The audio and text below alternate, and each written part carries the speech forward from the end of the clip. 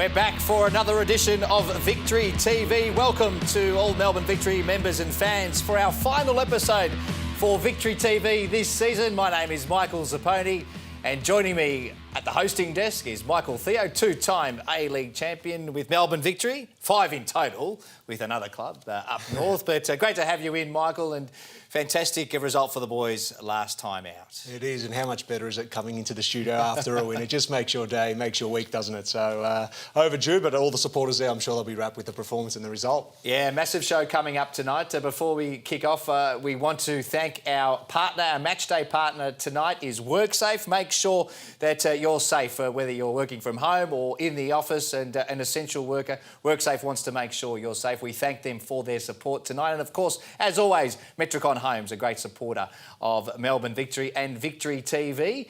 A very special show coming up tonight, Michael. The chairman will be joining us. He'll be sitting in the hot seat soon, and we look forward to seeing what he's got to say. We're going to hear from Brebner, and fantastic result for the boys the other night. So what did you like most about the way they went about it? Oh, I just love the fact when they had to absorb that pressure, they did. Particularly the first half, I believe, it was 60-40 in terms of possession, but we had 5 shots to 1.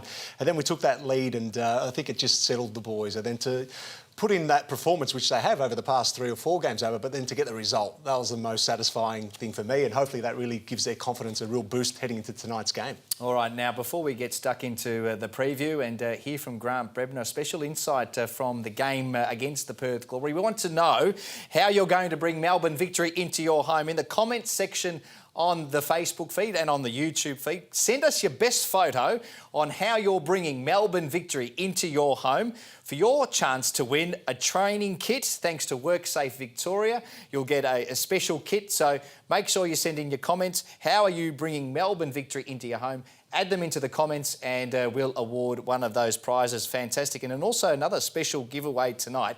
Thanks to Delphi Bank, a $1,000 giveaway to a very special Melbourne Victory member. Stay tuned for that a little bit later in the program. But we were very privileged, Michael. The Melbourne Victory TV took us into the Sheds pre-game. I want to listen to your insights on some of the best pre-game talks you've had. This is a question without notice, but just before a game, just, you know, you're tuning into the coach, and there must have been some pretty inspirational stuff over your career. There have been, and for me, Ange Postecoglou obviously comes to mind, especially the 36-game undefeated streak that we had at Brisbane Roar, but there have been some almighty sprays too, Zappa. So, yeah, it's a great insight, and I'm really looking forward for the viewers to see that, because you don't get that where you see the coach speaking and addressing his charges just before they go out. It is special, and it is the inner sanctum, and that's why they call it that. All right, well, let's have a look from this vision taken by Melbourne Victory TV cameras of Brebner addressing the players before the Perth Glory game. This bit now doesn't matter. We've done the preparation. We've done the work.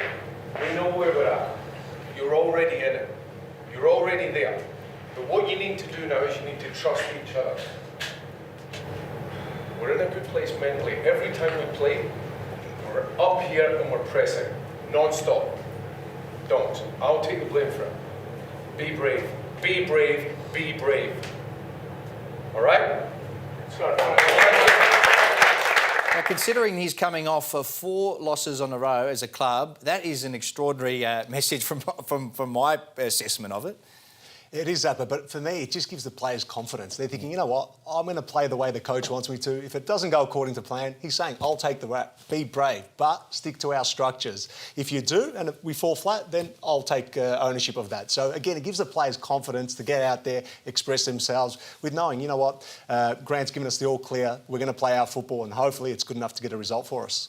All right, and Michael, there's been a lot of talk about how Grant has really grown into this role. It seems like he will have a future in coaching, whether it's as an assistant for the next few years or as a head coach some point down the track. He looks like he's got the DNA. He does, and I've been pretty fortunate to go and seen him live at a couple of sessions obviously the A-League kicking off again. And I'll tell you what, he's very vocal out there driving the sessions, and the feedback that I've received from the players has been fantastic. They're all for Grant, and he's been such a positive influence on them. And we mentioned as well, we've got a lot of young players playing in this Victory lineup, and Grant's had a big role. He's played a big role in their development over the years as well. So he's been fantastic, and great to hear that he'll be part of the club in some sort of capacity moving forward. All right, we'll get you over to the plasma because one of my favourite segments, the analysis, is about to come. Thanks to WorkSafe. Let's have a look now at all the action from our WorkSafe Matchday preview.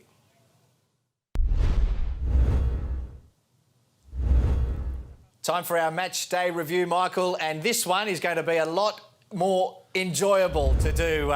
Great win against the Perth Glory by Melbourne Victory the other night, and you've picked out some highlights. There were plenty of them, including the first one from Marco Rojas. Yeah, that's right, Zappone. We spoke about the importance of getting the first goal and what a difference it makes. And I'll tell you what, Triple L here's got the ball on the side.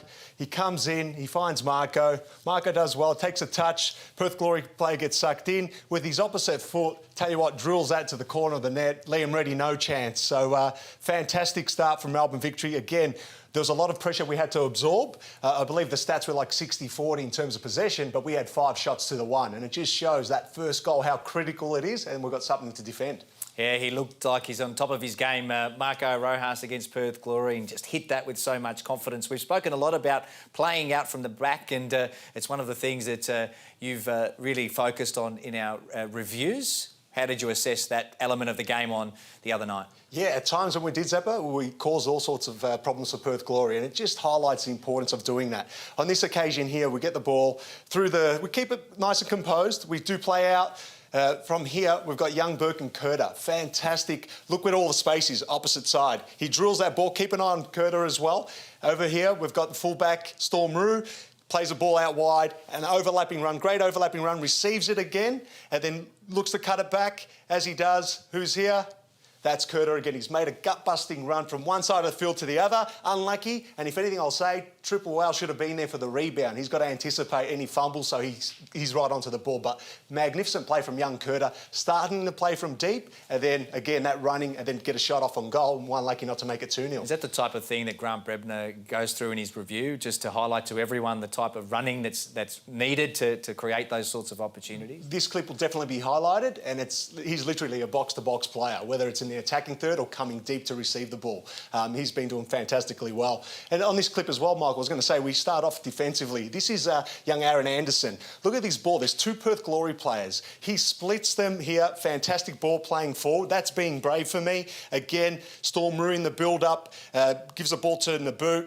I tell you what, how quickly did he go past the Perth Glory player, cuts it back, and he's clattered into. He put up in the afterburners here. Look at this touch. He just goes by Elrich and then looks to cut it back, which is the right option. But unfortunately, or fortunately for us, he gets clobbered and again stands up, takes a penalty, makes it 2-0. And that just gave us that breathing space that we needed. 2-0, OK, we can now relax because we had to defend at times, but then we had that 2-goal advantage. Oh, we've seen teams come back from 2-0. I suppose the most pleasing thing for Grant Brebner and Melbourne Victory supporters was that they went on with it from there. 2 became 3 pretty quickly. Yeah, and again, once you get your tail up, it's easier to play. You can be positive. You've got something to defend. And again, Curter, we spoke about him before. He's heavily involved with this goal as well. Plays a nice 1-2 with Andrew Naboo. And again, Rojas, fantastic playing on shoulders. Great for touch with the outside of his foot. Composure. Finds the corner of the net with his right foot on this occasion. So again, we just see here, a nice 1-2. Curter, the only thing he's got on his mind is, can I get it to Rojas? And Rojas does incredibly well. Great skill and makes it 3-0. Liam Reddy, no chance. And all of a sudden, we've got the game sewn up and it's pressure relieved. Let's play our football. And finally, we saw a thing that most Melbourne Victory fans have been waiting for a long, long time. We've seen him score in other competitions, but not in the A-League. Elvis Cam Sober, finally. Yeah, exactly right. It's just like the weight of pressure just released by him scoring. We haven't got to see the somersault celebration. But again here, young Leighton does well, comes in, finds Capsoda, and I tell you what, Zappa, he put his boot through that. He was never missing that, and here we go. Here's the celebration we've all been waiting for. There was a bit of a false start, but on this occasion, he got his goal. And again, from this, hopefully, that gives him enough confidence to get that monkey off his back. He scored a fantastic goal, and we see more of that tonight, because he just needed that for me. It was everything else but that goal, and now that he's got that, it was a fantastic finish. Hopefully it gives him enough confidence to keep producing and scoring. As you said, let's just hope that's the trigger point, because one of the things he's looked is indecisive when he gets into that penalty box. It is, and we spoke about confidence too, Zappa, though, and that plays such a big role in terms of a player. Again, you know, in terms of his output, we can't question that. It's just that final ball, whether it's an assist or a goal, it's been lacking. Whereas now with that, it will give him that little lift that he needed, and also his teammates. You could see how fantastic was that. All the Melbourne Victory players really got behind him, and hopefully he pushes on from that. Very pleasing analysis this week. Thanks, Michael. It's been great that you've been able to do that. Come over back to the desk. It's time now for our interview with the coach, Grant Brebner. We're going to head over to the stadium in a second. Thanks to WorkSafe.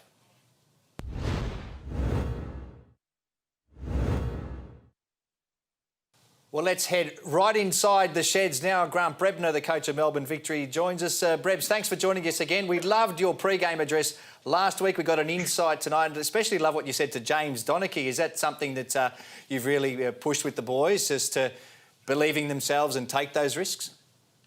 Yeah, look, I think it's really important, Zappas, that the boys take real ownership and leadership out there. As Mackie, Theo tell you, that it's really important to have some leaders on the team. So James is one I've been pushing, and he's thrived on it, to be honest. I've really enjoyed watching him over the last 10 weeks build into this leader role that he's taken on. And Brebs, I was going to say, you must have been happy with a clean sheet. Obviously, you want to bring in that form into today's game. It's more of the same. Is that the messaging coming out from yourself? Yeah, 100%, Mackie. Look, we needed it. We needed it just for a number of reasons. And yes, while we scored goals, as you mentioned, it was really important that we kept that clean sheet, just for even Acto and the defenders who, like I said, we've been really close to, getting something out of games. So, when I said after the game the other night we deserved it, I really meant it. And I'm more so for the players, because they've really worked hard. Yes, it's been a tough season, but, just in this sort of interim period for myself, they've worked really hard. Both teams won't make finals, so you expect free-flowing, attacking football tonight, a 6-4 shootout, a tennis score? Zappas, it's the only way we know how to do it at the moment. So look, that's our strength. I think you can see that we're really enjoying the ball. We're constantly reinforcing the players to go and find it. And while we've got that little bit of mixture of, players coming short, we've got threats in behind, with the pace we have with Lewis and Andrew and Elvis coming in tonight as well. So, yep, we've got players that can hurt them, coming short and get them in behind. So we need to exploit that.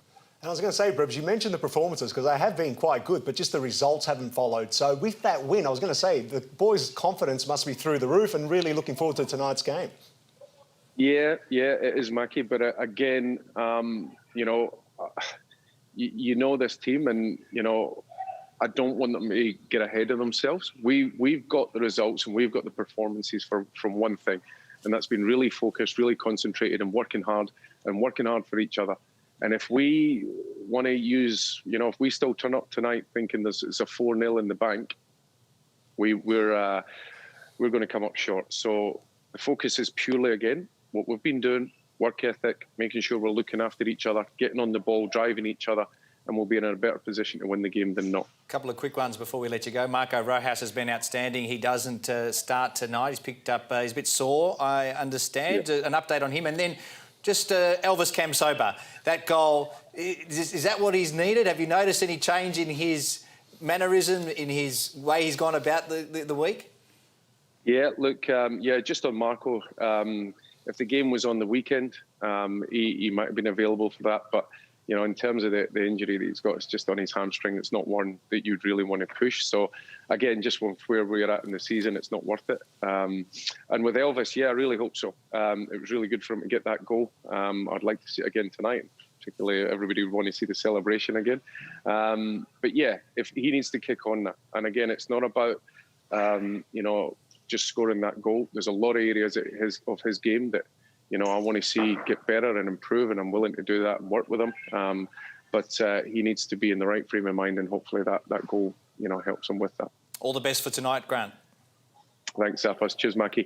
All right, Grant Brebner joining us from the sheds there. Let's find out a little bit more now about another youngster the Melbourne Victory will see in action tonight.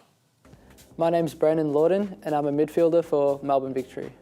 My football journey, I started when I was 6 years old, just playing local soccer in Ballarat, just having a kick about on a Sunday and a Wednesday.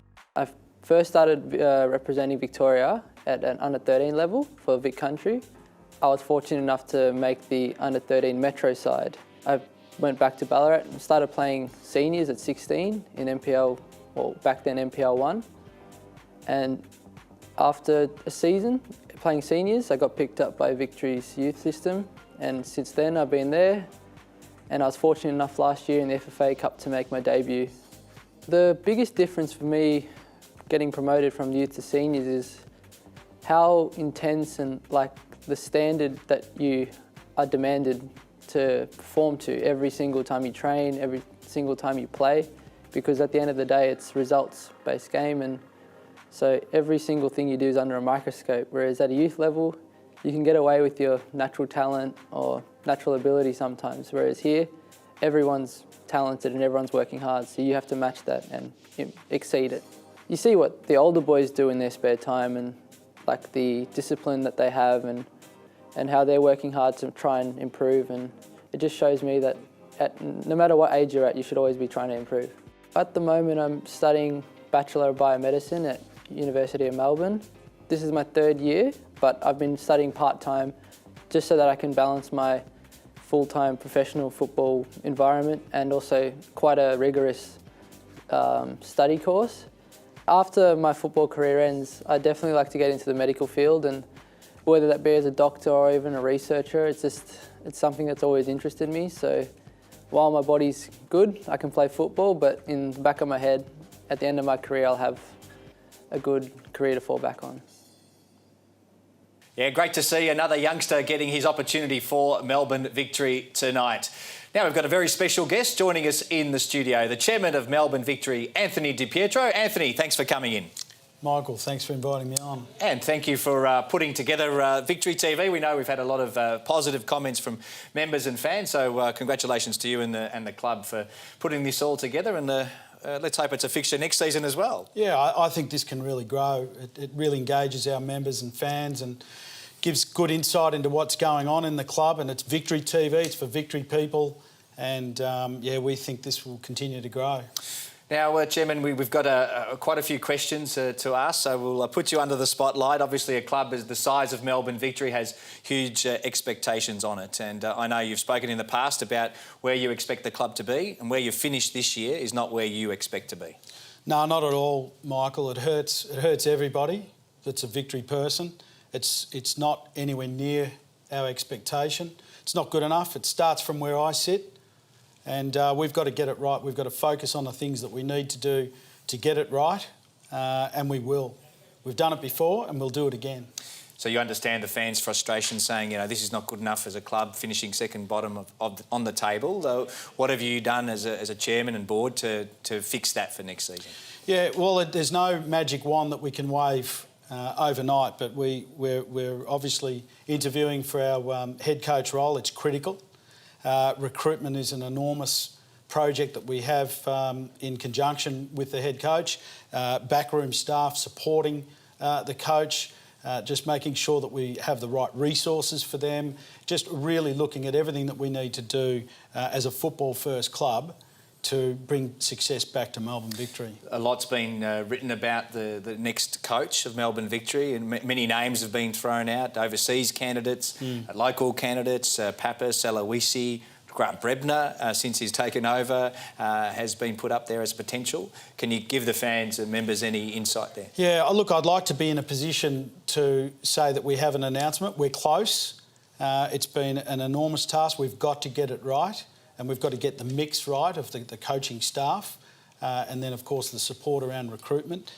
So we are close. All of those names. I can talk about Grant Brebner because he's currently the head coach of our club. He's there on an interim basis. And he's a bit like Kevin Muscat, Michael. You know, we knew that he had the character and the characteristics to be a head coach, and we supported him in every way that we could to become coach, and it's the same for Grant.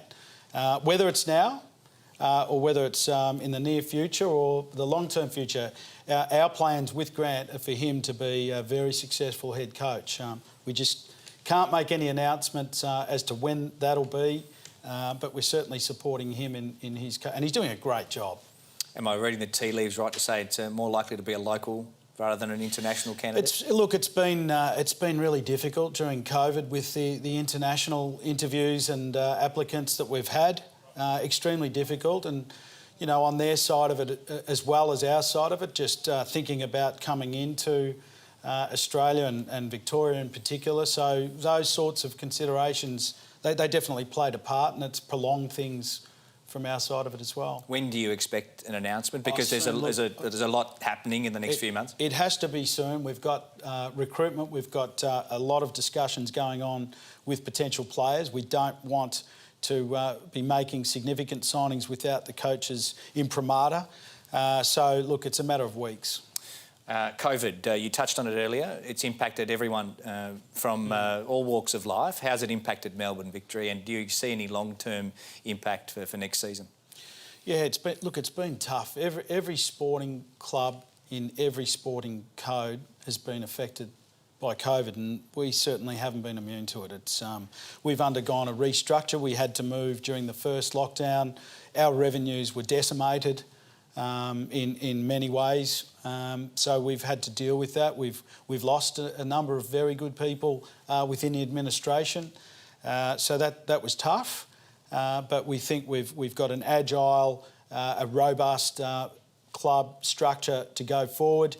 And of course, as I said earlier, it's really important that we make sure we have the resources to keep strong in our football department and get ourselves back up there. Speaking of the football department, talk about signings for next season. That's already commenced, but you've got a lot of work to do. There'll be players that won't return.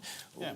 When you sit down as a club and review the recruitment strategy and the players that have come and gone, how do you view all of that for this season? Look, I think from our perspective, it's a real opportunity. Every candidate that's come in for head coach is actually excited about the opportunity. There's players that have been great servants that won't be here next season. There's players that have already left during COVID, as you know. So a coach is not coming in and stuck with a team or inheriting a team. A coach is coming in with the opportunity to build on the really good base that we have here now. So we're looking forward to that. A lot of discussion around the salary cap, and again, it's a COVID-related question. Yeah. Do you see that changing next year? Are you supportive as a club of scrapping the salary cap, as some have suggested? Look, there's a lot of discussion around the cap. We have to make sure we've got a competitive competition. I think for the next season, to be too radical about what we do would be premature. I think this will play itself out with the PFA, the clubs, the FFA. They're working really well together. So a collaborative approach. There'll be debates and there'll be disagreements. I'm certain we'll get to an agreement on a new CBA for next season. I'm positive about that. I'm not sure about any salary cap scrap. I doubt that highly. COVID again related, I suppose, when we talk about what's coming next, football-wise, it could be as early as September that the Asian Champions League, no, the AFC are talking about potentially having games as early as September. What's your information on that, and will the club be ready to go if it is? Yeah, well, we've obviously got a lot of work to do, and that's why we need to finalise our coaching announcement and get the discussions into contract stage with some of the recruitment work that's being undertaken. We've got to be ready, Michael. So we're already working out during lockdown how our training will commence, and we think we've got some good arrangements in place with the government. Nothing's finalised yet, but we will be in a position to get ourselves ready. Next season, there's been talk that the A-League could start in December. Given what we've seen this year with the winter competition, a lot of people are talking in favour of playing this time of year. What's Melbourne Victory's view? Yeah, look, I think there's got to be a piece of work done on when is the best time. I know I get fed lots of opinions and they all make sense. What we need is the best time for football. I think there is a very strong argument for connecting grassroots right through the state football into the A-League. I think that we've got to get there as a footballing nation, but I also think that we need to understand the commercial implications of change, broadcast, so those things that help are the lifeblood of revenue so that we can bring players through, pay for our academies, all of the things that we need to do to build successful Australian footballers. But I'm not opposed to anything at the moment. I think we need to do the right work. We're pushed into a later season anyway through COVID, so let's see how that goes. And when you look at next season, is Melbourne Victory, are other clubs in Melbourne especially preparing financially for a start of the season where members and fans can't be inside the stadium? Yeah, look, we really hope so. Our membership arrangements this year are trying to accommodate for that, and I think that, you know, we never thought we'd ever be releasing memberships that are a base membership and then you're opting in for games. We don't have a fixture yet. It was really unthinkable, but I think we'll get there, and we just have to deal with whatever it looks like around that December onwards time. But hopefully we can have crowds in, and look, there's all sorts of suggestions around hubbing and things like that. So we'll see how it plays out. But lots of work to do, Michael. Well, Chairman, we thank you for coming in tonight. Before we let you go, there's been a fair bit of interest in this show, and obviously, you know, Melbourne Victory supporters are very passionate. Now, we've got one in particular on Twitter that I wanted to show you. There was a bit of a competition going up tonight before... No swear words on it, though. Anthony DiPietro, bingo. Now, how many of these did you hit? I counted a couple, but not quite the bingo. Thanks, Michael. Well, there is a few there. There was no exhaustive worldwide search, but... No, we love the passion of the Victory supporters and this Twitter handle as well. Yeah, look, that just demonstrates the hurt that we've all felt at this club this season. We want to be up there competing every season. And we can't look back and say we've done it in the past. It's about what we're going to do in the future. And every member hurts, and this is a great example of our passion. Our memberships are on sale now, Michael. In 15 years of this club, we need our members to support us more than we ever have. And when we started the club, we said we wanted to be around in this game, in this competition for over 100 years. And we never thought we'd have a challenge like this. And I know that the true blue Victory supporters will be on board this year. And I have to say something, but all I can say is get on to all of our members, mon the vuck, and go Victory. Well, they'll love that on Twitter. Thank you, Chairman, for joining us tonight. We'll see you soon again. Victory Medal coming up, a special edition of the Victory Medal this year as well next week. Stay tuned for details on that. But thanks again for coming in. Thanks, Michael. All right, let's have a look now at that Melbourne Victory membership video released today. It's been a turbulent year for us all. We've had to adapt to a different way of life. It's meant missing out on so many things we love, on special occasions and shared moments with those close to our hearts. We've been more isolated than ever before, yet we've never been more focused on staying connected. We find strength in our communities, reminded of how they unite us. We've been standing as one since 2005, through the thick and the thin, head-spinning highs and the most crushing of lows. We've been through a lot together since 2005, and we will get through this too. We share a voice, a strength, a burning desire to again stand together, to cheer on the men and women who proudly step onto the pitch. As united, we sing Stand By Me, to share the incredible moments that fuel the passion. The memories formed from the united voice of thousands of strangers who have become our family. Yes, it's football, but we're more than that. We'll be together again, and we can't wait. Standing as one since 2005.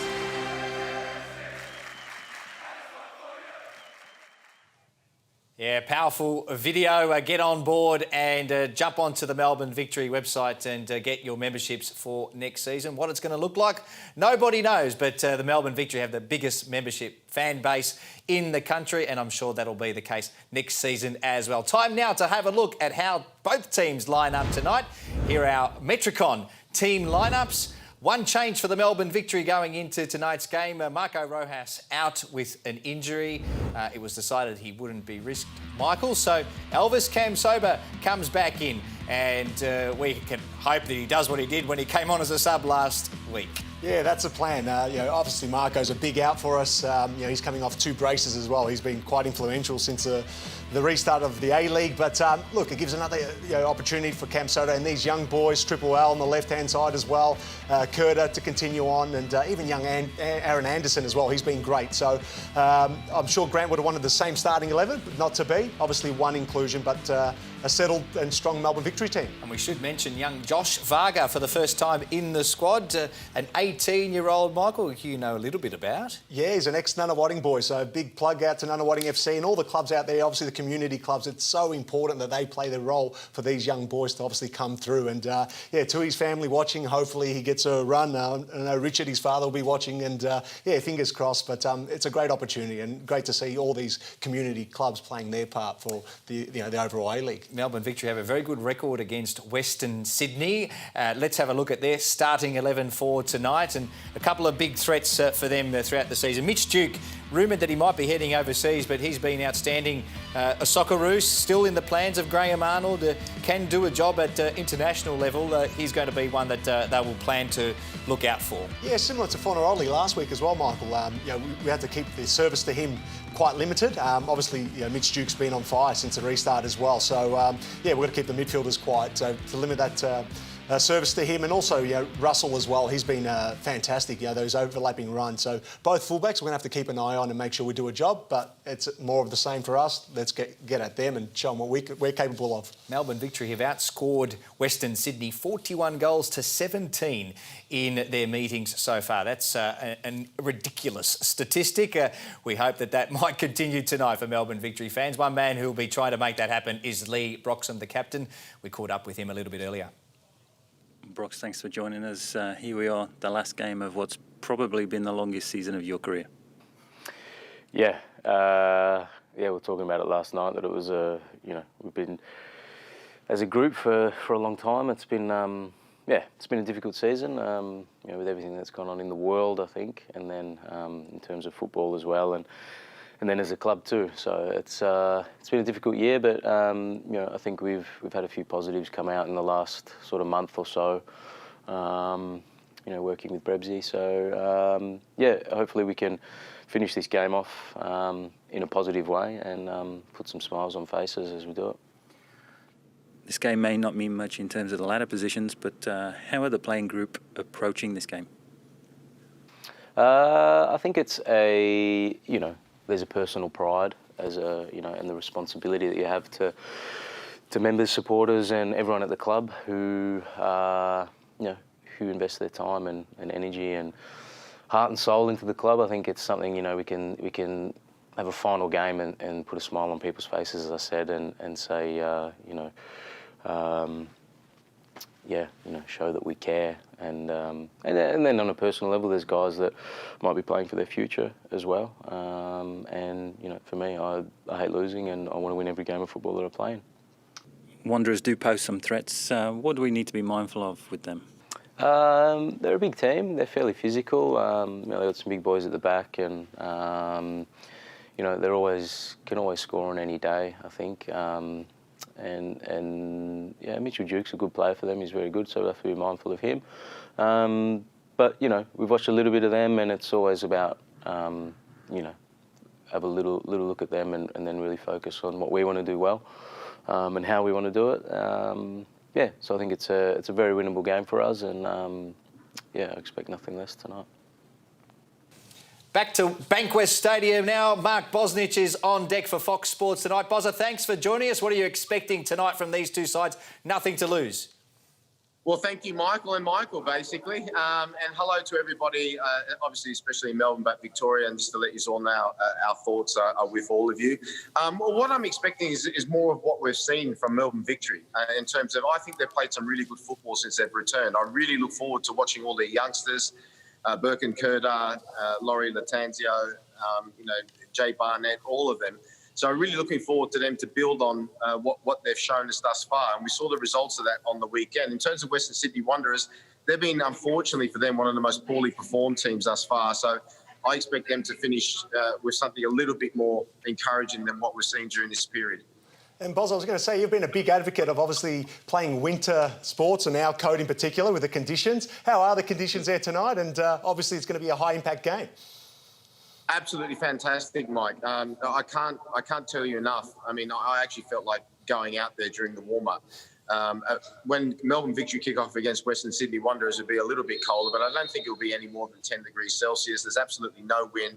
The pitch is in cracking condition, and we've seen ourselves. I mean, obviously there's been other reasons as well that you can throw in: the injection of youth, the fact that players have had a little bit of time off and they've come back obviously really, really hungry.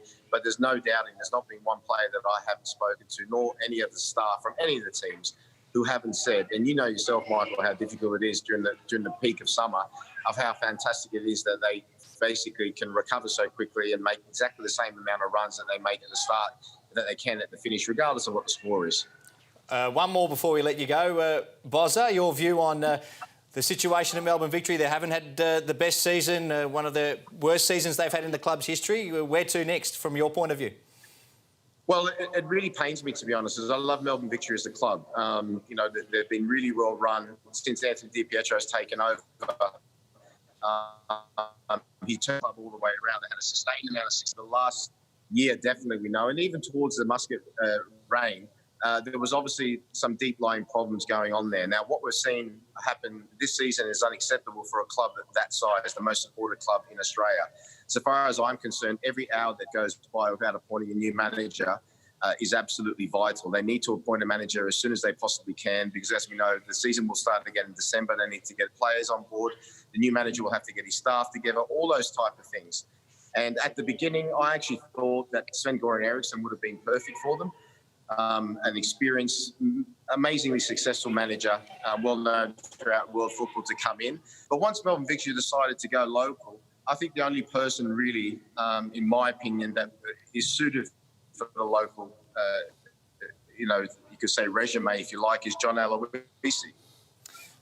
Boz, we'll leave it there. We know you've got plenty on your plate tonight. Thank you for joining us, and we look forward to watching the game on Fox Sports. And thank you to your cameraman, Tara Rushton, too. Well, thank you very much. I was going to elaborate why I thought that, but thank you very much. The best person to elaborate upon that is Michael Theo there, because he's played under him at Brisbane, where, remember, in the first two seasons he finished in the top three. The third season, he finished in the top six as well. And for this moment in time, like I said to you, I think that he would be the perfect choice. Thanks, Bozza. Your line's about to drop out. We thank you for joining us. Time now to have a look at our matchday preview, thanks to WorkSafe. Oh, we love Bozza, don't we? And last time Melbourne Victory met, 2-1 loss. Only once they've met this season, Michael, but a different side, and we're expecting different tonight. It is, and I'll tell you what, the pressure's off. Both teams obviously can't play finals football. I see an opening counter, and it's, enjoy yourselves, get out there, and I see plenty of goals in this one too, Zabba. Yeah, there were a lot of changes to Western Sydney side, as there would be to Melbourne Victory side for tonight. We've had a look at the young lineup. One of the young men that have been really impressive, Aaron Anderson in defence, and we've spoken a little bit in our previous shows about the structure on the defence and how Grant Brebner wants to set up. Yeah, it's so important. There's going to be times in games up where we've got to weather the storm. We've got to defend well, put our bodies on the line, and then the other times where we have to go long. It's just mixing it up and making sure that everyone's switched on. And I'll tell you what, young Aaron Anderson, he looks like a seasoned campaigner.